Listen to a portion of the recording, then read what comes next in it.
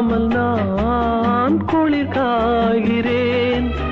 அதற்காகத்தான் மடி சாகிறேன்.